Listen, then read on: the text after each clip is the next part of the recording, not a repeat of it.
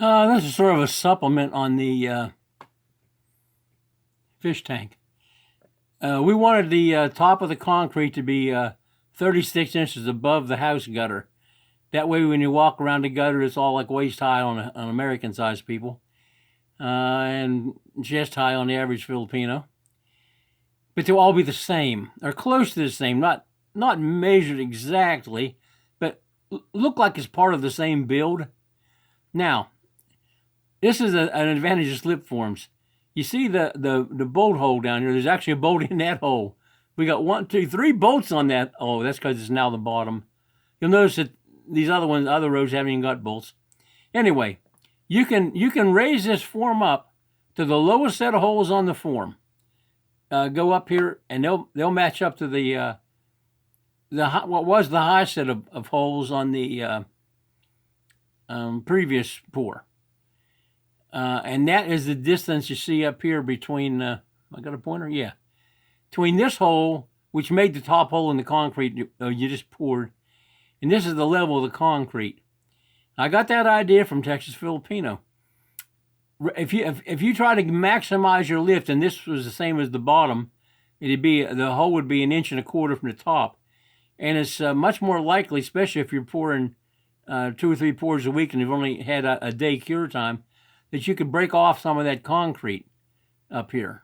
And your forms that's what your forms are attached to. So I think he moved his down 4, and we moved ours down 5. But the idea is that you can raise this up by one backer or 2 backers, or all the way. So the first one adds 14 3/4 to the height of the pour, and then you get like 10 inches from the other 2. I don't know. I guess that makes sense. Anyway, we set this up with the on the top, and somebody along the chain of command decided that was the wrong height and had them change it. And I'm pretty sure that I had intended to go up one thing, because I asked him how far this concrete is in the picture. I asked him how far that concrete was above the gutter, because I'm going for 36 inches. So they gave me this 36, 26, like a number like 22 or 23. I says, good. We'll raise it up one bolt hole, 1 row, and that'll make it within 1/2 inch of what we're shooting for. And they used this top hole before on the septic tank, so they know how to do that. Anyway, somebody decided it was the wrong height and raised it up 1 more whole row. So now the wall may be, instead of 36, it may be 46 inches above the gutter. But I don't want to seem indecisive or like I'm just don't know, have a clue of what's going on. So I saw it before they poured, but I didn't say anything. Nobody likes to be told they're doing it wrong, especially when they've done it right the first time and you make them put it back. So I don't know how high this thing actually is. We'll find out when we get back. And we can put more dirt around it. Well, maybe we can. I'm not sure about that. Anything else here on this?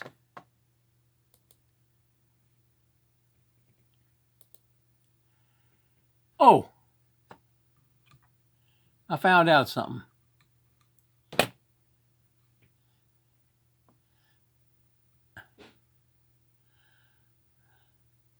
I found out who this person in blue is. That's Acacia. That's Boyette, Antonio Boyette Utiga Dallon Jr. He's our foreman, and several of his brothers are on his crew now. That's his daughter. When we started out, she was preschool, a chubby little girl, you know. And she's just been on the job site forever. You know, they live here. They have a house we put up. That was a sort of a learning thing for poured concrete. So we added a 42 square meter extension onto the side of a hollow block house, because I was afraid the thing might fall down in a storm and hurt somebody. So we made him that house on the side. So it's basically new. a really nice CR in that house. I wish we could get something working like that for the one we're building. But it's a nice CR. Anyway, that's who that is. She's been in a couple of videos. And I just didn't realize that they change when they go from 6 years old to 12 and 13 years old. And Bea looks the same as she always has. She carries buckets of cement and pours it in the walls. Right now, she just had a baby not long ago. So we're not having her do any... we never did have her shovel dirt. That's just not the kind of thing I want to put her doing. But right now, you have to have somebody to hold the bag when you fill up the bags of rock and sand. Of course, her hair gets all full of stone dust and stuff because they throw it in the bag and it just goes everywhere. And she's looking in the bag. I can't tell why she's looking into the bag every time they put a shovelful in. But other than that hair she can sit on, getting full of stone dust every day, she can feed her baby, whatever. And this is the cistern. I'm not sure which pour it is. This must be pour 3. Okay.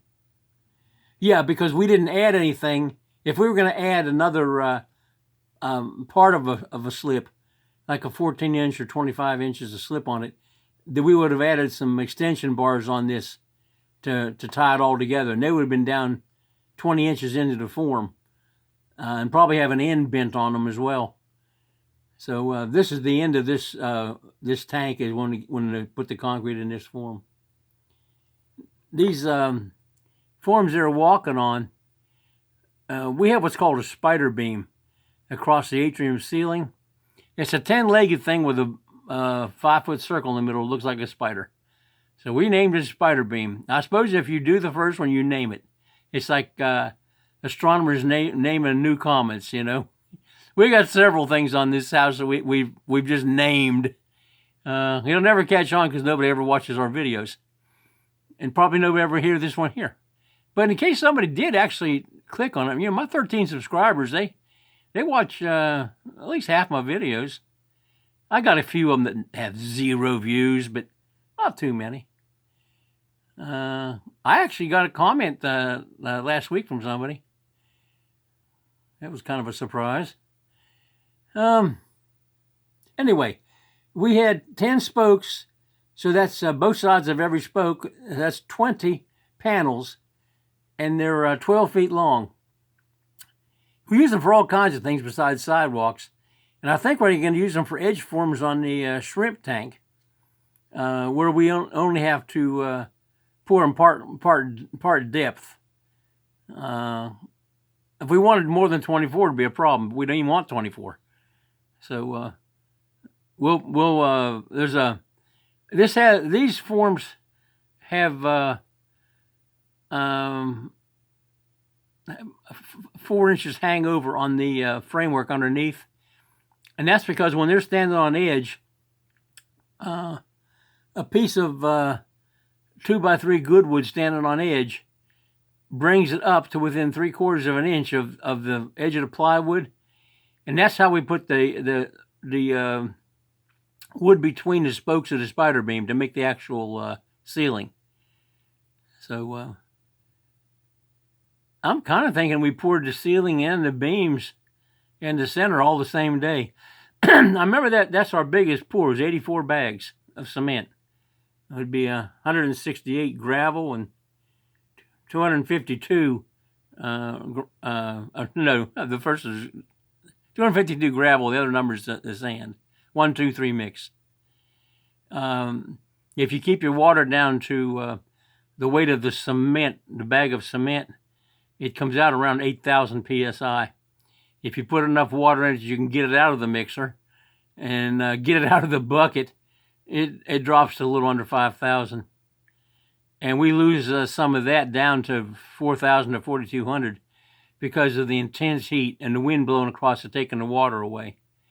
The wind's going to take the water out of the top and stress it before you can finish pouring it in the slab and cover it up. We've had no luck with getting anybody to, I don't care what you pay them, They won't go up there with a water hose or a bucket and throw water on that slab for 27 days. They'll throw some out in the morning when they get there, where everybody's trying to find what they're doing, like feeding the dogs and whatever. But after that, it's not the way we do it over here. And it's not. They don't do it that way.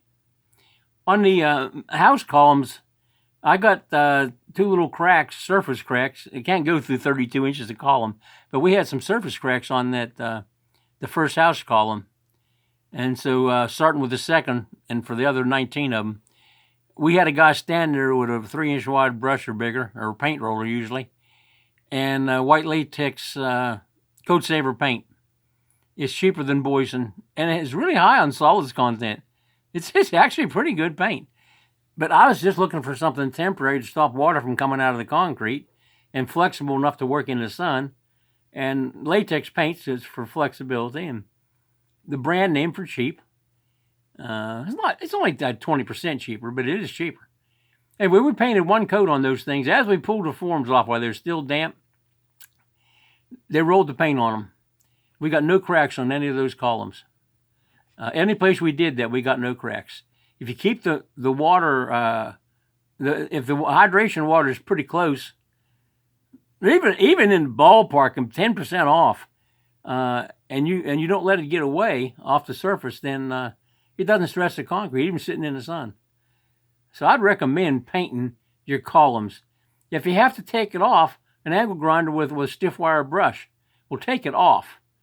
Like if you're going to, I don't know why you would render poured concrete. They do it here.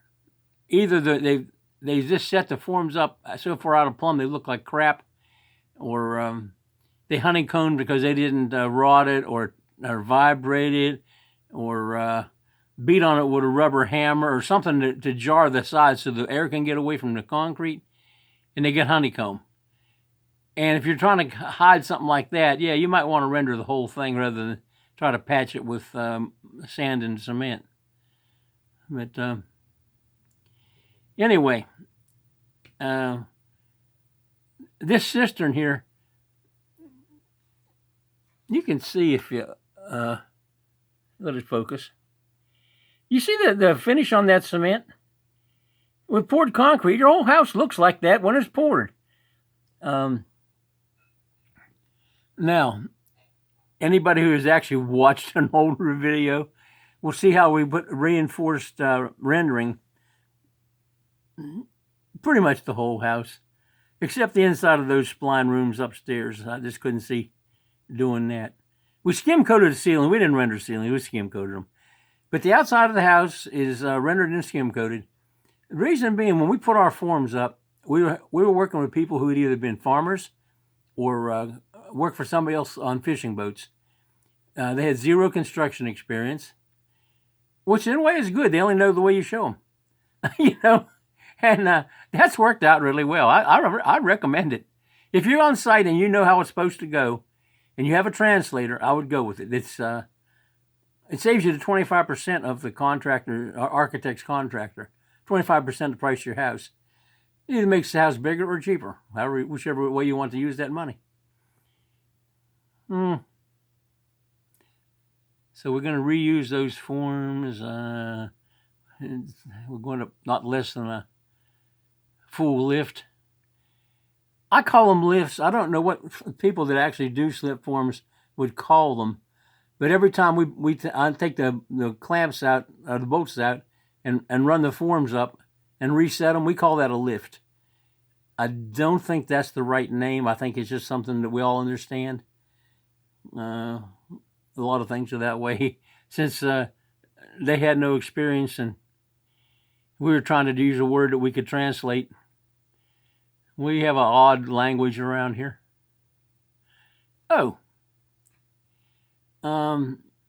You can see here a corner joint.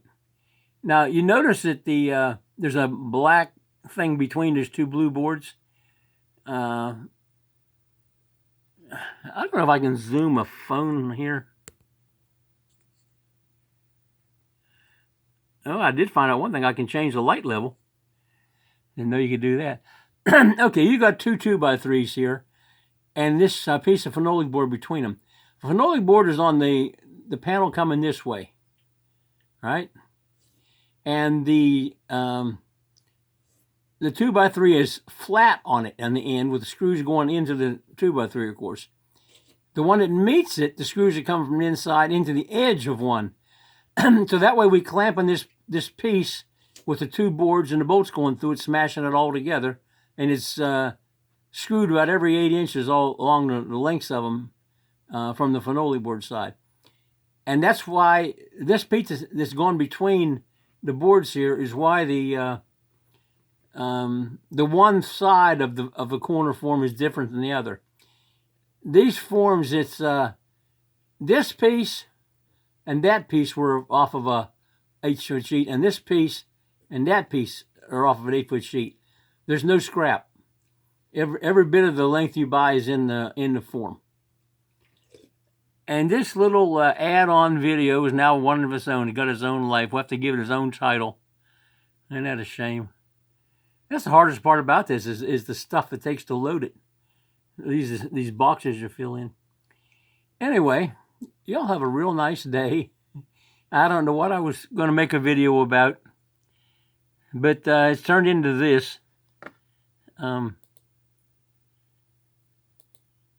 Before we quit, this is a close-up view of our bucks.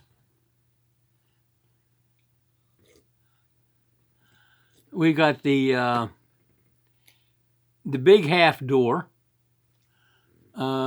We got a big window. This is the about 5-foot diameter window. This is the 3-foot diameter window. Down at the bottom here, that's our fan vent. And the shapes you see in the outside of these bucks is the shape. It's a mirror of the shape of the thing you're making. Oh, this is the over here, white on white, can't see it. This is the buck for the top half of a wide door. And then down in the bottom, there's a pile of these. This is the vertical part of the door. So you have this rib sort of sticks out of the concrete, and you can have an exterior security grill and interior carved wooden door, where you can open the wooden door or look through the peephole and open it. And you can, there's a telltale that says whether or not the security grill is latched. So before you open your wooden door, you know that the security grill is attached to the house and it's closed. But anyway, this is just the like a window stop in a window jamb. I don't think we had showed those before. About face. That's a view from farther back. All these round forms, they were made by my wife. We have a machine shop in the States. It's no, it's not really well equipped, but there's plenty of tools in there. She has her own bandsaw, but she used what I call my bandsaw for these. I draw the prints, and if it's a 4-foot piece of plywood, it'll be 3 strips that overlap in the middle, and overlap a lot, like 6 inches. So I give them to her. She puts wallpaper paste on the full sheet of phenolic board, and the 3 pieces of pattern are they have lineup marks on them, telltales. So you just cut in with some scissors so you hit a telltale, and you can stick it on top of the one that goes beside it, and put cellophane tape down it. You can do that on both outside pieces, and then there's it's like a trim line or a border that matches up to the actual piece of phenolic board, 4 feet by 8 feet. So she rolls the things up on a piece of pipe, like plastic pipe, and puts down, you roll it up after you've got it just right and weighted one end so they can't move. So then she'll roll it up on the pipe, throw a piece of concrete block or something on it, and then she'll wallpaper paste 2/3 of the sheet. and then just unroll that pipe. It puts it exactly where it belongs because it's kind of hard to move. And then you can take the piece that was weighted down for the other two corners, fold it back, wallpaper paste that, and stick it down. And at that point, I'm up again. I take the skill saw and do the ninja skill saw thing and chop between the parts that's on that sheet. There might be 80 pieces of something getting cut out of that sheet, but the bandsaw is only 18 inches deep. So I just plunge the saw in and go along to it's about to hit a piece of the pattern and just hack it away until it's in pieces that we can handle. And my bandsaw person, she can chop it out on the bandsaw. And then the paper patterns are still on these parts. So all the bolt holes, like on this this form down here, you see how many bolt holes there are. The reason there's so many of them is these pieces, like one goes from, I can see a line on the thing, I know where it is. Goes from here to here. The next layer back, and there's 7 layers of stuff here, it meets in the middle. So you have four bolts for every end of a board or something. You put the bolts in loose and you go around the outside and tap everything in to close these gaps up, and it should be a perfect circle. If it's not, and we have a little corner hanging out, we can tap that and then just snug the bolts down. The bulkhead in the middle, it's one of two things. It's a stiffener that keeps it on size because concrete's heavy. And we're pouring 5 feet deep of a concrete wall as wide as 24 inches above this thing. There's a lot of concrete. It weighs just as much wet as it does dry. So this bulkhead here maintains the shape, and it gives you something to attach to these things down here. They get a bulkhead also, so you tie the bulkheads together, and it ties the side jambs to the round jamb.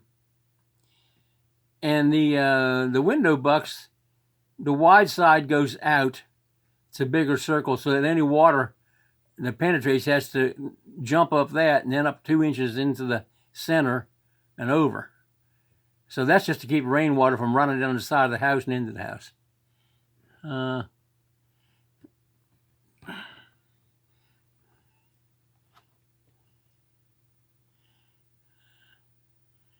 don't know what that yellow is over there.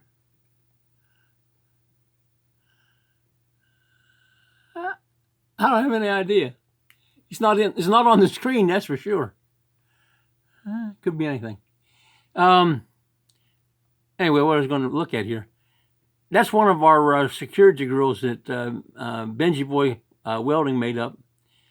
They made 174 pieces of ornamental iron by that point, and so all the first floor windows is aquatic. Okay. So done rambling, done an update. Today or we think today, depends if it's monsoon season. If we get a heavy rain, it won't be today. They're pouring the second ring. We slipped them once for the dirty kitchen, and that'll complete the door and window bucks, and the wall height will be 7 feet 6 inches at the end of that. And then we'll leave forms on, if they pour today, we'll leave them on until Monday. If they pour them tomorrow, then we'll pull the forms on Tuesday and send them up another 3.5 feet. Full lift on the third one. It's way tall walls for a kitchen. It's over twice as tall as the people in the kitchen. But the heat rises. I want to trap it up above the cross flow of the window circulation, and then an 18-inch power fan to blow it out through the wall. And hopefully we can, have a kitchen that you can actually breathe in out there. It won't be so hot you can't stand it. I just saw down here at the bottom of the thing a floor opening. I sure could use that for the hot tub. I gotta find out what room that's in. That might be handy. I forgot what I was saying. Oh, you can't. She can't. She says I'm going to talk about it. Show it. Right here. we poured chases down in the ground before we poured the floor. Really rough as crap, but they're solid poured concrete.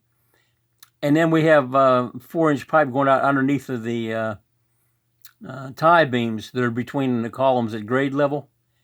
So that's where our 3 and 4-inch the dirty water, gray water, black water, inlet water, they all come into this box. And at this point, I had them just pour a 4-inch piece of concrete in all those 20-some holes, because I could just see what happened if somebody fell through that. It's not only falling through it. There's an 8-inch by 8-inch or maybe 7x7 rebar grid in there, and all them bars run across the hole. And we don't cut those bars. That's part of the structure of the house. We work around them. So anyway, those things are just temporary. Today they have orange pipe sticking up out of the top of them and been re-poured. Okay, update for June 4th, 2021. I think there's enough content to publish this, so we'll save this video and put it on YouTube. Okay, y'all have a nice day. Say a prayer for yourself and us, and then bye.